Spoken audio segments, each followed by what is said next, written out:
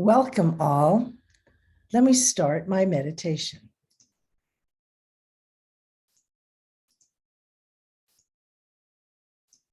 And I'll share my screen.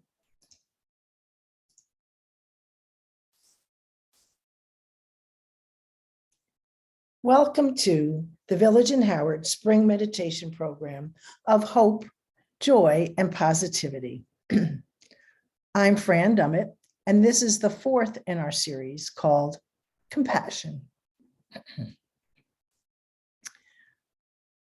Pema Chödrön's quote to lead us off is, "If one wishes suffering not to happen to the people and the earth, it begins with a kind heart." So we're starting out with her. And she was born in 1936 as Deidre Blumfield Brown, lived in New York City, was a Catholic, lived in Connecticut, New York, and went to Sarah Lawrence College and UCLA Berkeley.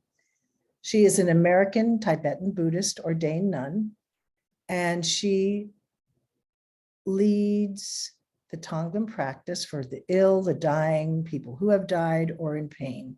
She's one of the people that I'll be quoting. Her technique and the technique of Tonglen is one, to rest your mind in openness or stillness, have your heart awakened. 2, begin visualization. 3, focus on a personal situation. And 4, expand your compassion. Because compassion is to look beyond your own pain to see the pain of others. And as Maya Angelou said, people will forget what you said, people will forget what you did, but people will never forget how you made them feel. So welcome all. Take a deep breath in and a long breath out and smile, as Thich Nhat Hanh says. Today, we're going to do an intro to compassion, spoke a little bit about Pema. We're going to do a Tonglen meditation on Joan Halifax. We'll have our music from Deva Premal and Nitin, and then have our time of silence with our candle.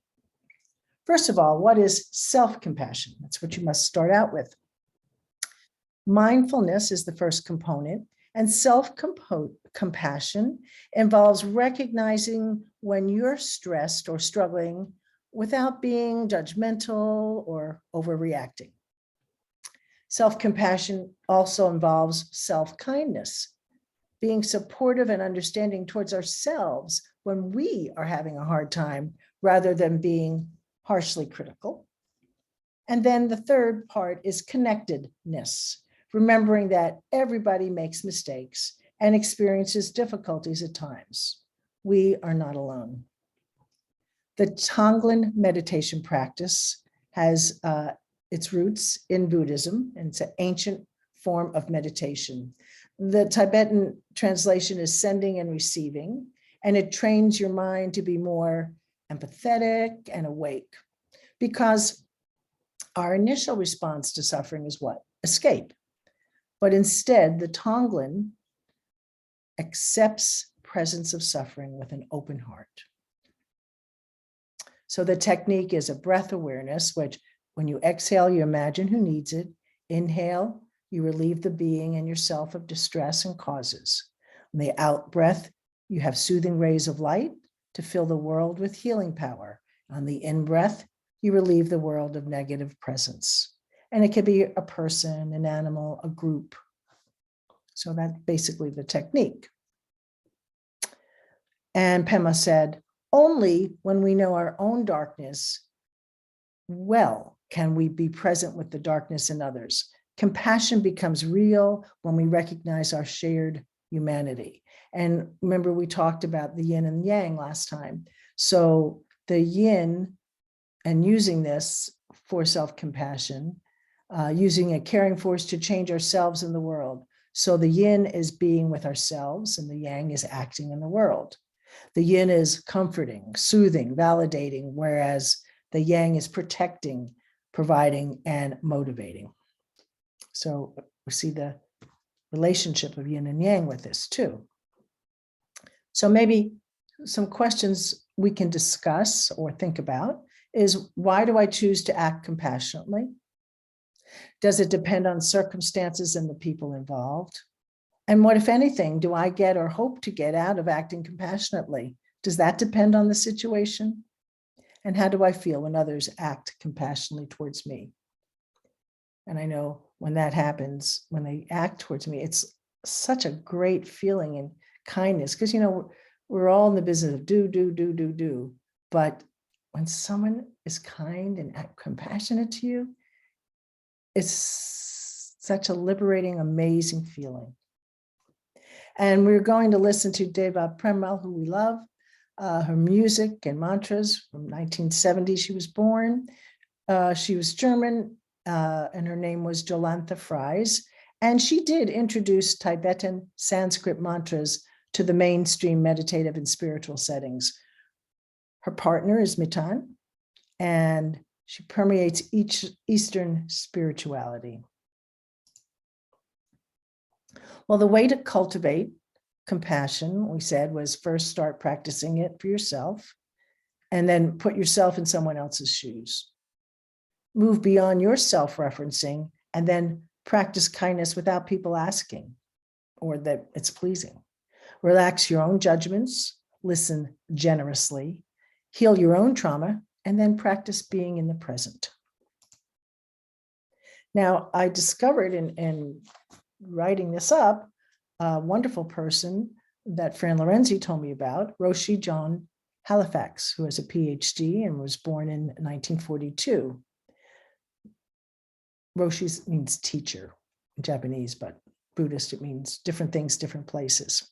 She is a Buddhist teacher, a Zen priest, and an anthropologist, and the founder and abbot and head teacher at the Upaya Zen Center. She got her PhD in medical anthropology in 1973. She lectures on death and dying, and worked with her ex-husband with dying people, researching LSD for cancer patients.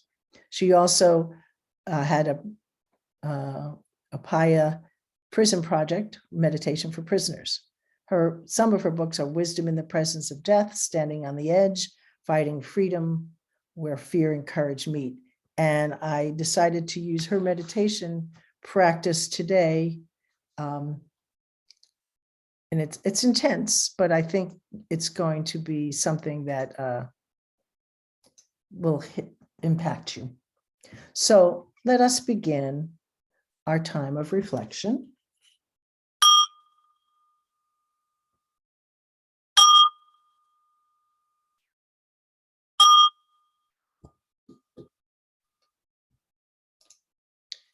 I just wanted you to know that research shows that people who are kind and compassionate are more satisfied with their lives, are in better physical and mental health, have stronger relationships, and they help other people, making you feel good too. So settle your body into a comfortable position. And knowing that this Tonglen meditation for compassion is one called Giving and Receiving by Joan Halifax. She has other practices on this URL for your own situation, for others, parents and parent figures, a dying person, your own experience of dying, and practicing with another. So it's a very intense one. I'm just going to do the first part with you. So please release your shoulders away from your ears. Unclench your jaw. Drop your tongue from the roof of your mouth. And remember, when you have learned compassion for yourself, compassion for others is automatic. Halanapola Guanaratana. Take some deep breaths in and out. Relaxing your head, neck, and shoulders. Moving down to your hips, thighs, and calves, feet, and toes.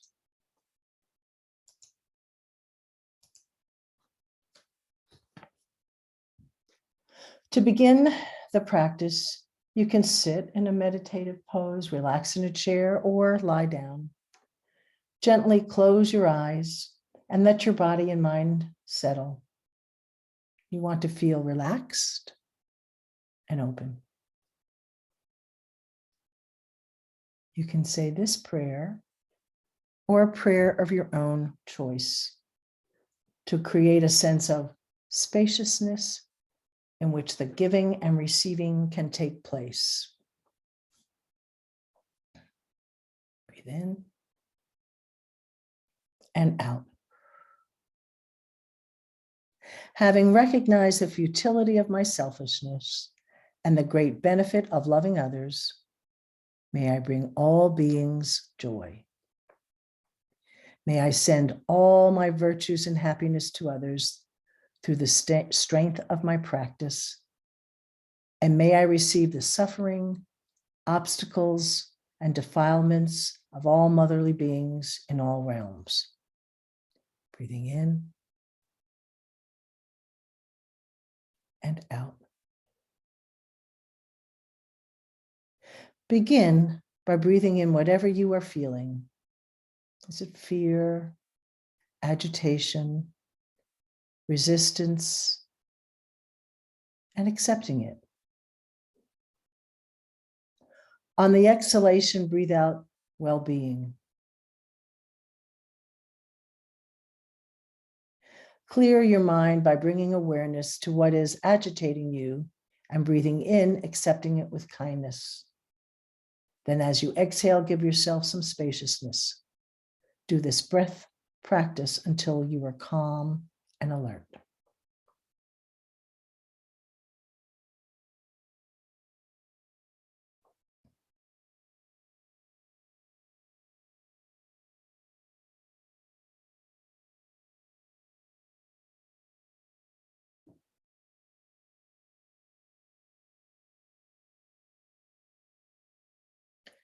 When you feel settled, begin the second stage of the practice, which is establishing a rhythm of breathing. On your breath in, imagine that you're inhaling a heavy, hot air. And on your out breath, visualize cool, light air. Continue with this pattern, breathing in heaviness and breathing out lightness until it's familiar to you. The heaviness is suffering, the lightness is well-being.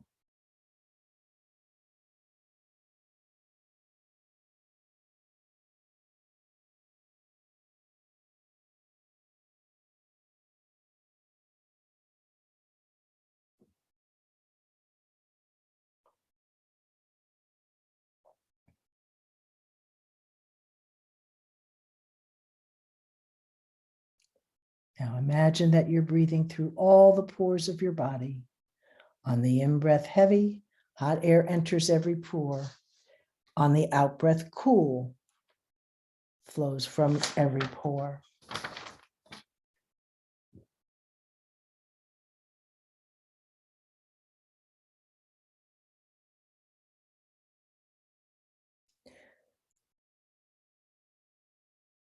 Now visualize a metal sheath around your heart. This metal sheath is everything about you that is difficult for you to accept.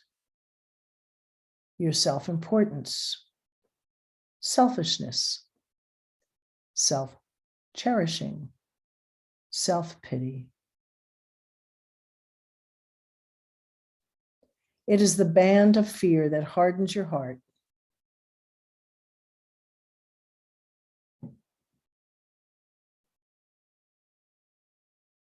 This practice invites you to dissolve this metal sheath and open your heart to its natural, non-judgmental state of warmth, kindness, and spaciousness.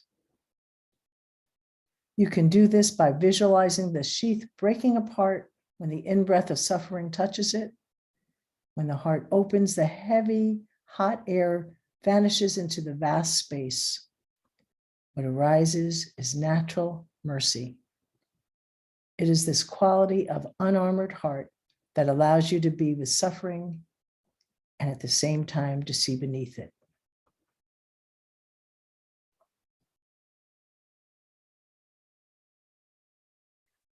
Awakening the heart. The reason you are doing this practice is that you are suffering, others are suffering, and you wish with all your heart that all beings could be free from suffering. This wish needs to be specific, personal, and sincere.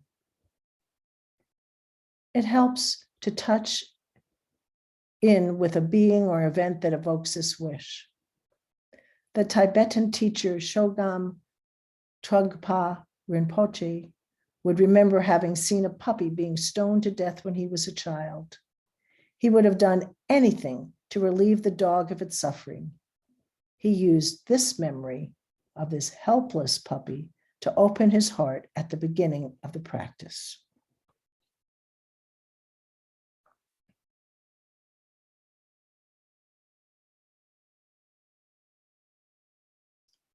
Bring to your mind some being, dead or alive, with whom you feel a deep connection. A parent, a child, a pet, your grandmother, your dearest friend, your beloved teacher, someone who is suffering.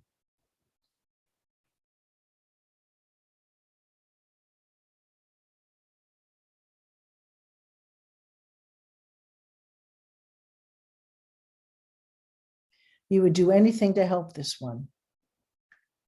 Be with this one and feel what he or she is experiencing.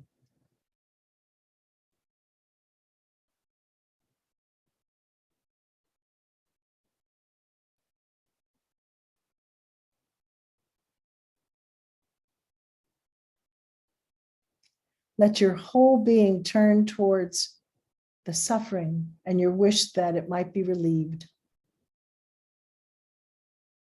See how vulnerable he or she is. Like a parent who will do anything to help your child, you will do anything to help your friend.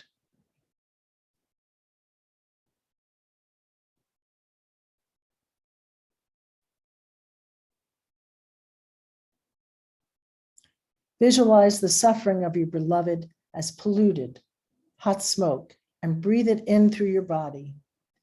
The instant that the in-breath of suffering touches the metal sheath of self-centeredness around your heart, the sheath breaks apart and your heart opens to the suffering. The hot smoke instantly vanishes into the great space of your heart, and from the space spontaneously arises an outbreath of mercy and healing. Send a deep, cool, light, and spacious healing breath to your friend, and let the outbreath flow through every pore of your body.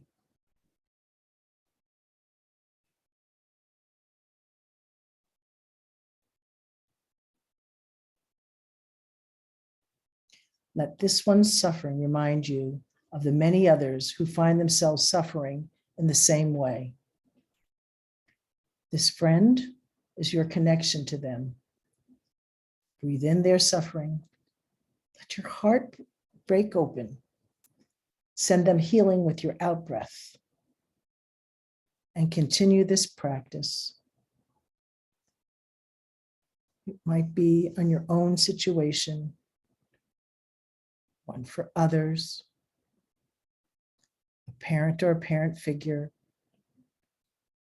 a dying person, your own experience of dying, or practice this with another person with you.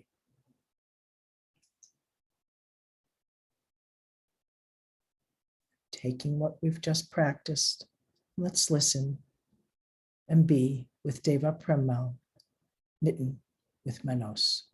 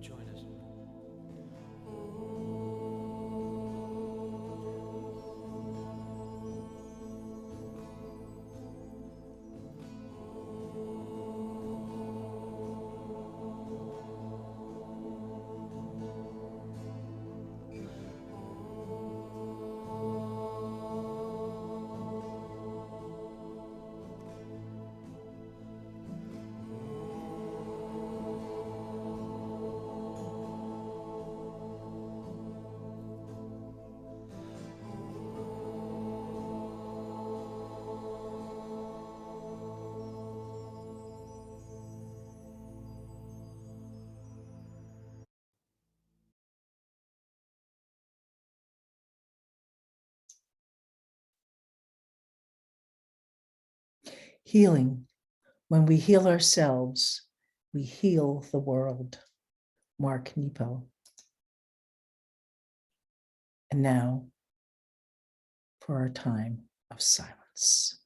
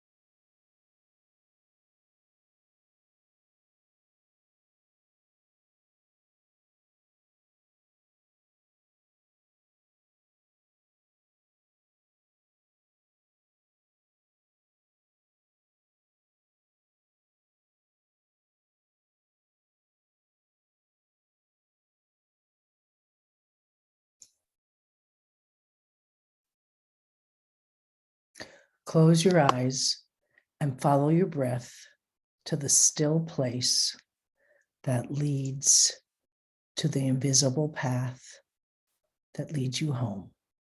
Sister Teresa of Avila. Breathe for the joy to be steady and calm. Breathe for your sorrow to flow away. Breathe to renew every cell of your blood.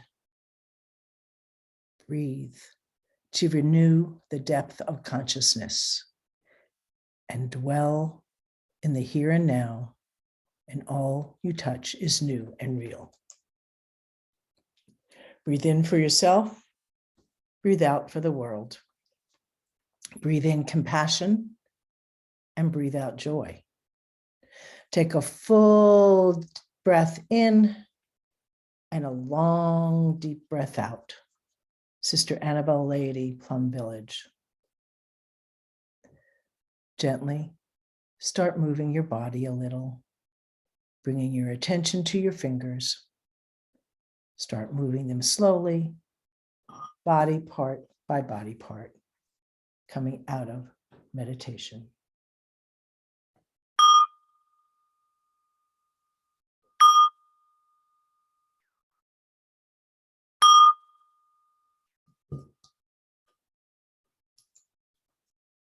Namaste. Peace, joy, compassion, and next week is kindness. Thank you for sharing in the reflection of compassion for this week.